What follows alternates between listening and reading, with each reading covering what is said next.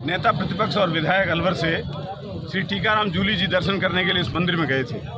जब वो मंदिर में जाकर वापस लौटे तो थोड़ी देर बाद भारतीय जनता पार्टी के वरिष्ठ नेता और पूर्व विधायक ज्ञानदेव आहूजा वहां पहुंचते हैं और गंगा जल का छिड़काव करते हुए ये कहते हैं कि इस मंदिर को अपवित्र कर दिया है, मंदिर को अपवित्र कर लिया है, मैं गंगा जल छिड़क के उसको शुद्ध कर रहा हूँ। भारतीय जनता पार्टी की जो विकृत मानसिकता है ये बताती है कि भारतीय जनता पार्टी कितनी गिरी हुई पार्टी है। देश के संविधान में विश्वास नहीं रखती है, देश में समानता का जो भाव है उसमें विश्वास नहीं रखती है, देश में जो नागरिकों का समान अधिकार है उसमें विश्वास नहीं रखती है।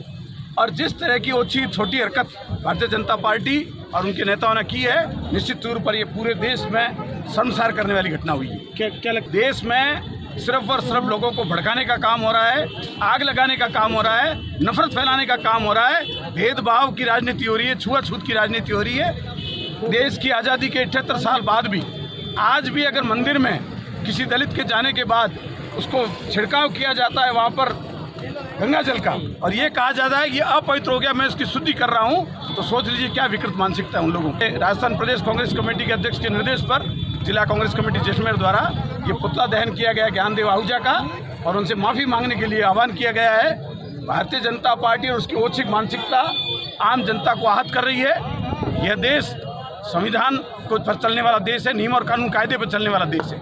यह देश महात्मा गांधी का देश है, सरदार वल्लभ भाई पटेल का देश है, बाबा साहब भीमराव अम्बेडकर का देश है। इस देश में भेदभाव, जातिवाद, छुआछूत, ऊंच नीच नहीं चलेगी। हम सब लोग समान हैं और सभी के प्रति समानता का भाव होना चाहिए। क्या यही है हिंदुत्ववादी? यही है क्या? हिंदू राष्ट्र की जो कल्पना ये करते हैं, हिंदू राष्ट्र के बारे में बात करते हैं, वो यही है?